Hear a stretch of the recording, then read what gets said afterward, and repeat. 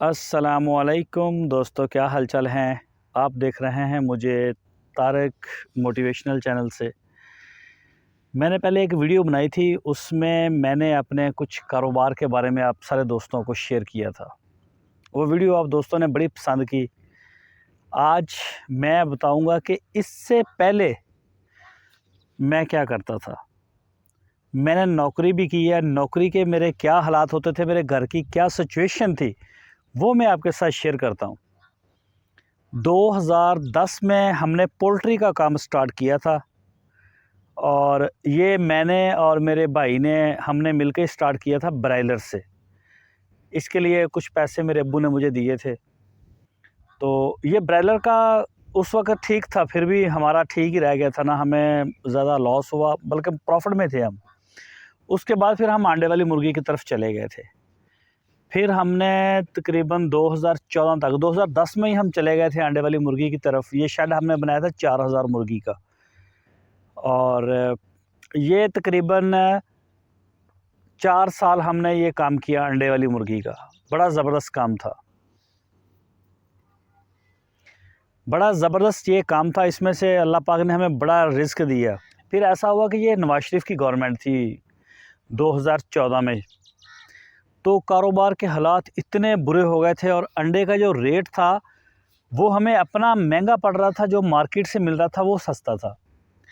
मतलब पूरा सीज़न जो था ना, इस इतना स्ट्रेस में रहा अंडा।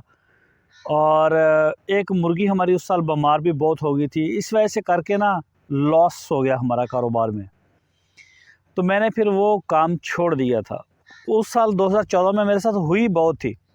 मुर्गी ने हमें इतना ज़्यादा परेशान किया था कि बहुत ही ज़्यादा।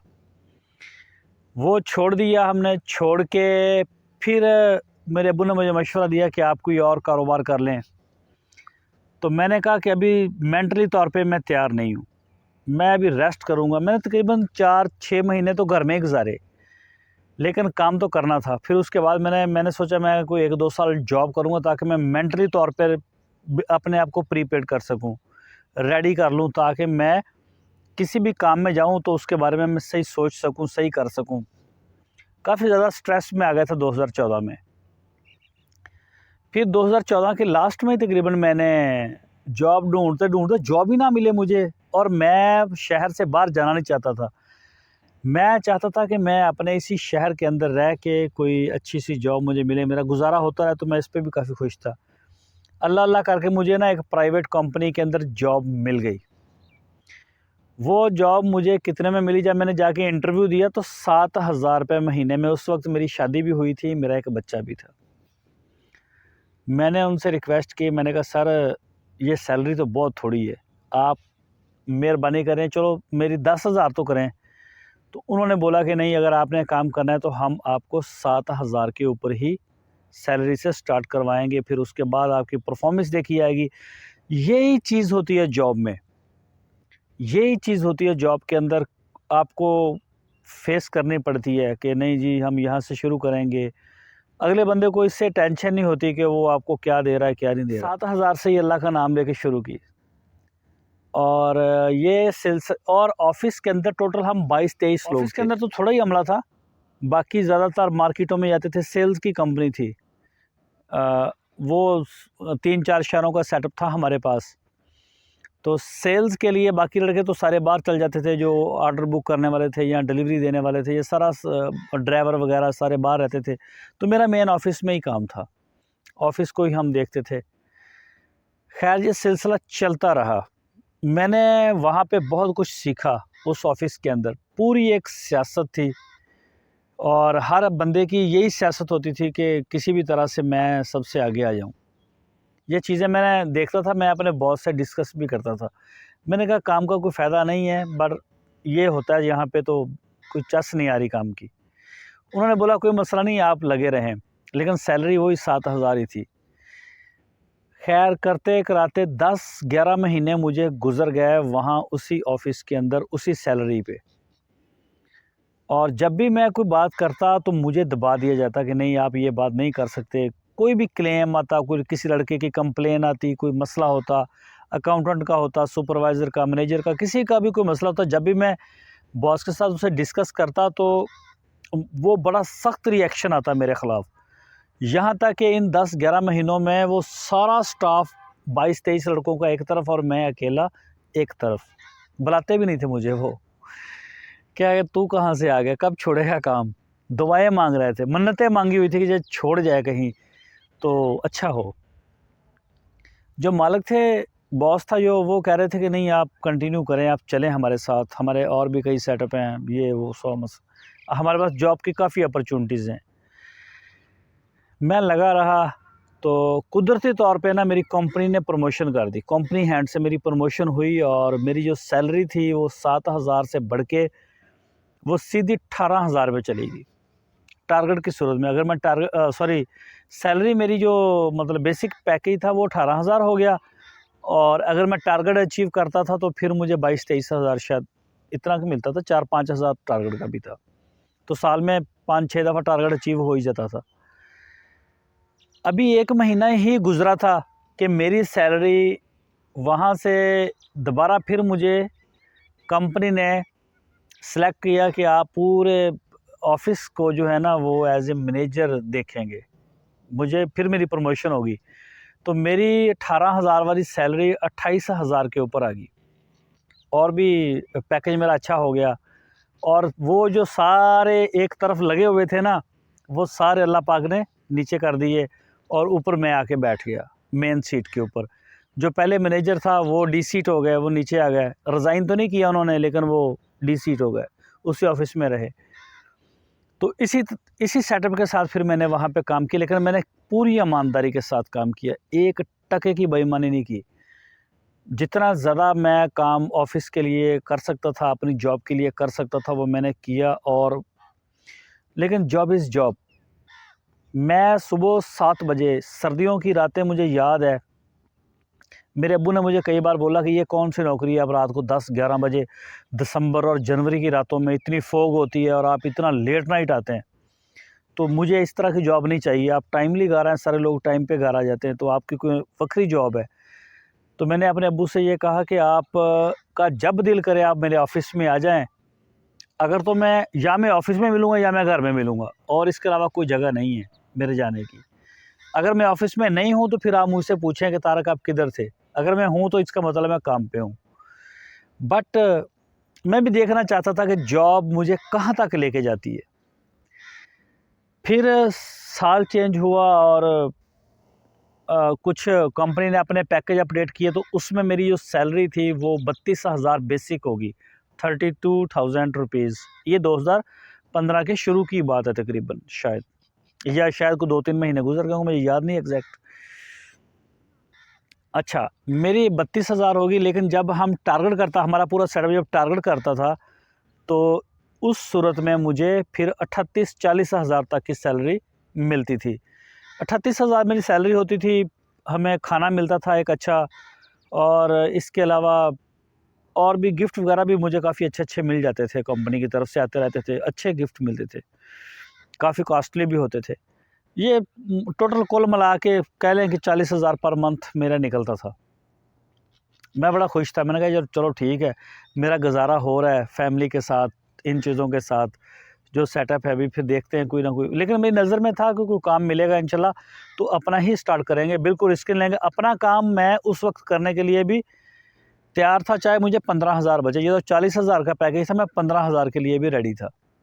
लेकिन मैं ज़हनी तौर पे तैयार होना चाहता था कि मुझे थोड़ा-सा जो प्रेशर आया था अपने काम से, मुर्गियों की तरफ से, वो ताकि रिलीज़ हो जाए।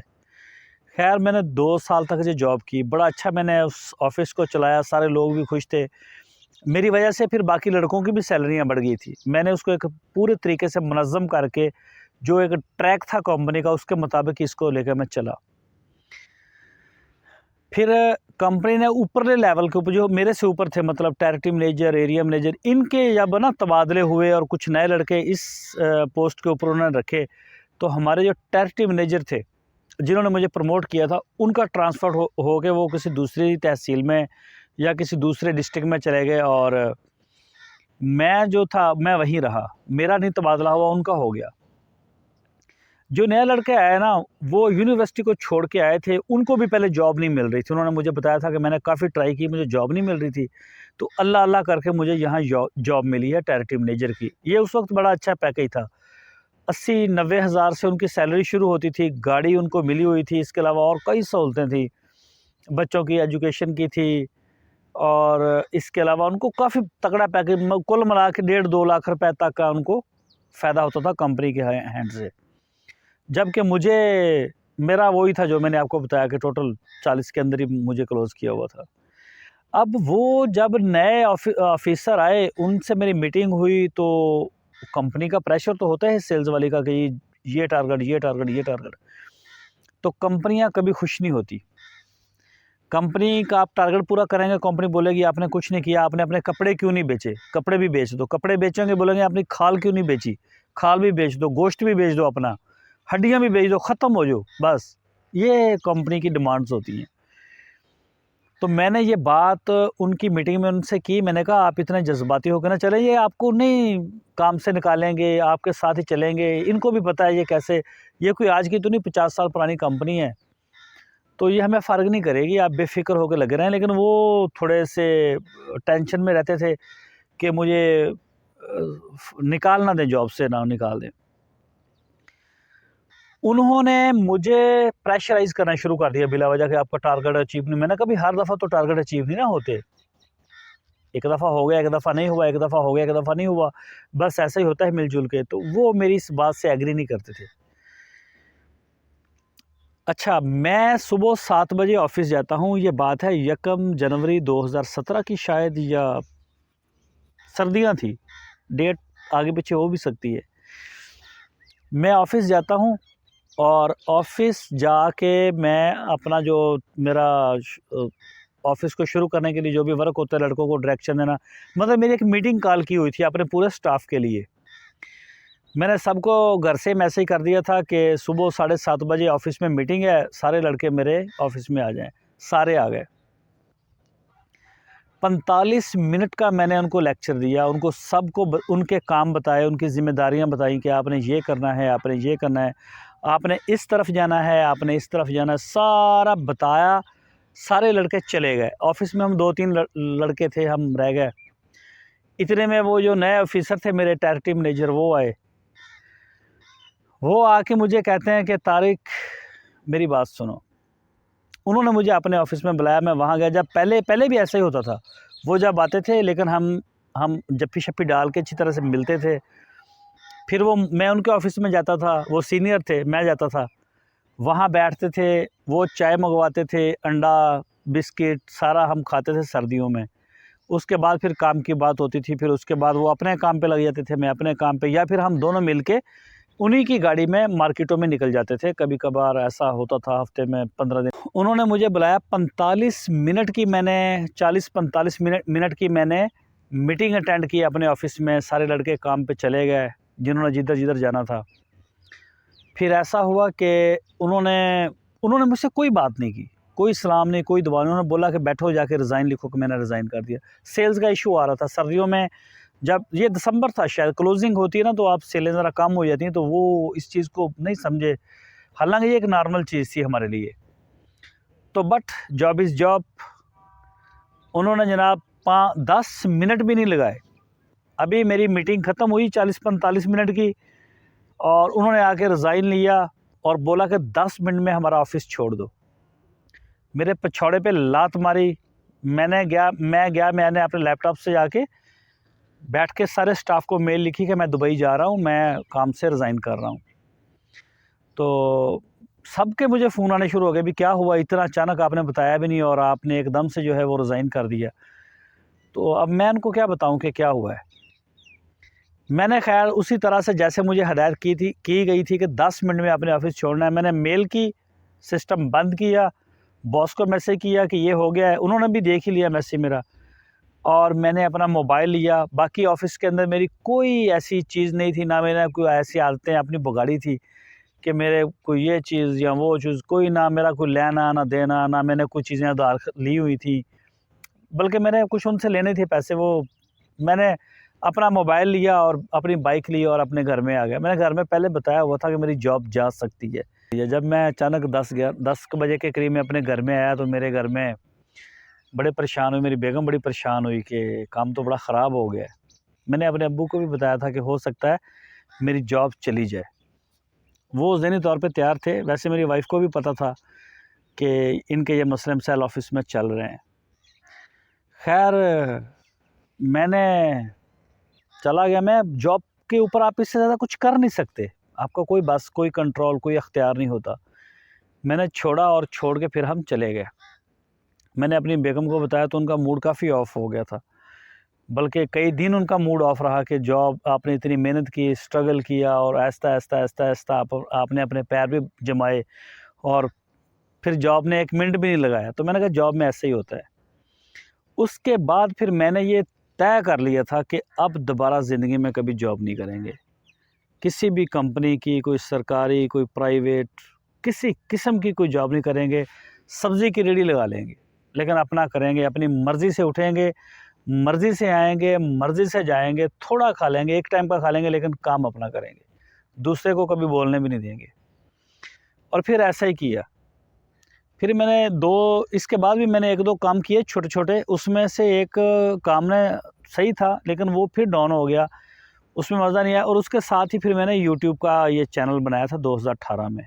6 मई 2018 को डीजीएफ लाइफ़स्टाइल चैनल मैंने बनाया था। उसका लिंक भी मैं डिस्क्रिप्शन में दे दूँगा। ये जानवरों से रिलेटेड था सारा। और यहाँ से फिर मुझे दोबारा एक नए सिरे से कह लें कि मौका मिला। मेरी वीडियोज़ को दुनिया भर में देखा जाने लगा, पसंद किया जाने लगा। यहाँ से मुझे कुछ एड्स की सूरत में होती, कुछ प्रमोशन की सूरत में मुझे पैसा मिलता, कुछ हम खुद जानवर वगैरह सेल भी कर देते थे। तो ऐसी सूरत में हमें एक अच्छा रेवेन्यू महीने का बनता। मैं आपको एक बता देता हूँ कि जब यूट्यूब के ऊपर मुझे ऐड मिले, मतलब मोनेटाइजेशन हुआ मेरा चैनल, उसके 3 महीने बाद ही मैंने इसके ऊपर काम बाकायदा प्रॉपर मैं शिफ्ट हो गया था। जितनी सैलरी मुझे ऑफ़िस में 1 महीने में मिलती थी ना, सॉरी 4 महीने में मुझे जो सैलरी मिलती थी ऑफ़िस में, वो यूट्यूब की मेरी 1 महीने में बनती थी। मतलब एड्स की नहीं मैं बात कर रहा, एड्स के पैसे मिला के और प्रमोशंस के मिला के और जो सेल परचेज़ करते थे, बल्कि ये आप 6 महीने का कह लें कि अगर मैं ऑफ़िस में 6 महीने जाके जो सैलरी मुझे मिलती थी 32 या 35-40 हज़ार, उस हिसाब से वो 6 महीने का पैकेज कर लें और ये मुझे अपने काम में फिर 1 महीने में ही इतना रेवेन्यू मिल जाता था। अल्लाह का बड़ा शुक्र, मैं बड़ा खुशहाल हो गया। आहिस्ता-आहिस्ता ये मेरा और भी बढ़ता गया। फिर तकरीबन 1.5 साल के अंदर ही मैं इस पोजीशन में आ गया कि मैंने अपने लिए एक बड़ा तगड़ा माशाल्लाह घर बनाया नया। अभी जहाँ मैं रह रहा हूँ, वो सारा मैंने इसी पैसे से बनाया था। फिर मेरे पास पैसा था, फिर मैंने सोचा मैं ना एक काम और शुरू करता हूँ, लेकिन बाद में फिर हम फार्म वाली साइड पे आ गए। तो ये पढ़ाई सेंटर हमने बनाया। यहाँ ऐसे करके मैंने ये सारा सेटअप अपना सेट किया था, लेकिन हार नहीं मानी। एक दिन के लिए भी ये नहीं सोचा किसी के जाके मशवरे करो, ये करो, वो करो। जो आज भी मैं यही करता हूँ। जो अच्छा लगता है मैं वो करता हूँ। मैं समझता हूँ कि ये ठीक है, करो इसे। कि 7,000 रुपए की नौकरी से लेके आज 2025 का एंड हो रहा है। 30 दिसंबर की वीडियो आप देख रहे हैं। कल को साल बदल जाएगा, कल रात को। 7,000 की सैलरी से लेके आज अल्लाह पाक ने करोड़ों रुपए के असासे बनाए। मैंने कई कारोबार इसमें से चला दिए। हमारा पलाई सेंटर, फिर हमने बकरी का फार्म बनाया। और जब मैंने बकरी का फार्म बनाया तो मेरे कई जानने वालों ने बड़ी तनकीद की मेरे ऊपर कि ये आपने क्या कर लिया, ये तो ये वो। मैंने कहा अच्छा सब्र करें, इस काम में से मैं पैसा कमाऊंगा अच्छा, और उसी पैसे से फिर मैं आपका मुंह बंद करूंगा और इंशाल्लाह करूंगा। फिर मैंने कारोबार नए-नए शुरू करने का सोचा। एक तो बछड़ों का था, सेल परचेज़ का था, साथ में गॉट फार्मिंग थी, साथ में हमने सोलर के ऊपर ट्यूबवेल, मैंने पहले वीडियो में भी बताया, 2 हमने ट्यूबवेल लगा दिए। अभी नेक्स्ट हम इंशाल्लाह मई या जून में जाके 1 काम या 2 काम हम मज़ीद शुरू कर सकते हैं। वो एक तो ये टेंट सर्विस का है, इसके ऊपर हम मशवरा कर रहे हैं कि टेंट सर्विस एक 300-400 बंदे की ये कैटरिंग मेरा ख्याल इसको बोलते हैं ना, इसका जो सामान होता है। एक तो मैरिज हॉल होता है ना, वो अलग होता है। एक देहातों में या शहरों में भी ये चलता है, लोग अपने किसी भी ग्राउंड में कहते हैं कि ये टेंट सर्विस आएगी और वो लगेगा सारा, वहाँ पे शादी वगैरह करते हैं, जो भी होता है।